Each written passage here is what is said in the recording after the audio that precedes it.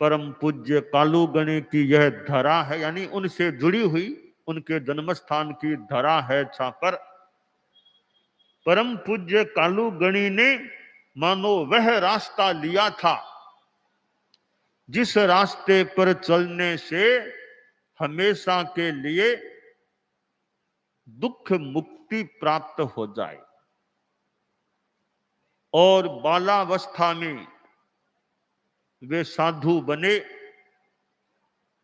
पंचमाचार्य परम पूज्य श्री मघवा गणी के सानिध्य में रहने का उनको मौका मिला। उनसे दीक्षित हुए और आगे आचार्यों के सानिध्य में रहे और एक समय आया स्वयं आचार्य ही बन गए।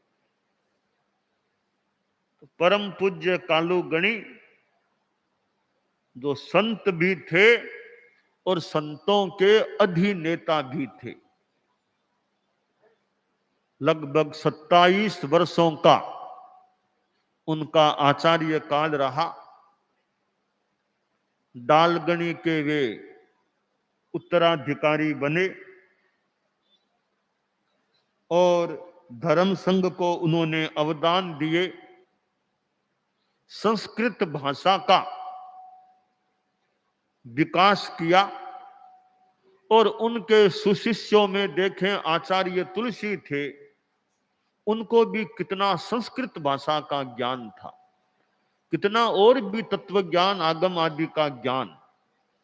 और आचार्य महाप्रज्ञ जी जो कालूगणी के सुशिष्य थे और परंपरा उत्तराधिकारी थे, उनके पास कितना संस्कृत का ज्ञान था और भी कितना विभिन्न विषयों का ज्ञान था। तो यह हमारी संत परंपरा है।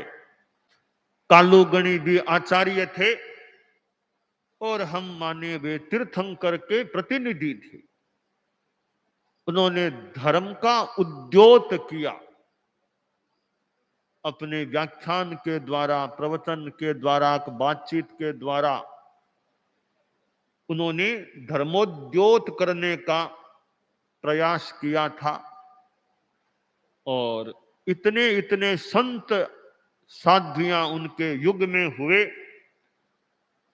और आज तो वह समय है अब तो कि कालूगणी के द्वारा दीक्षित कोई भी साधु साध्वी अब हमारे धर्म संघ में नहीं रहा। उनका युग अब तो समाप्त हो चुका है। अब तो आचार्य तुलसी के और उनके बाद के आचार्यों के साधु साध्वियां हैं।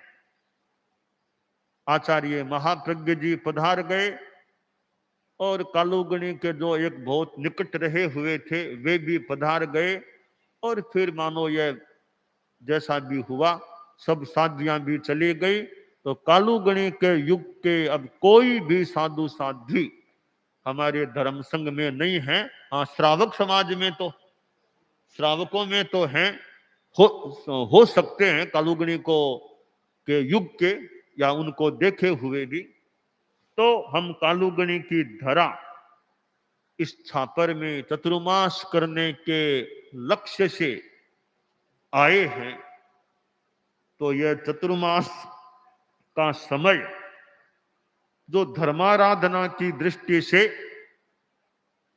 महत्वपूर्ण होता है, और अब चतुर्मास थोड़े दिनों में लगने वाला भी है।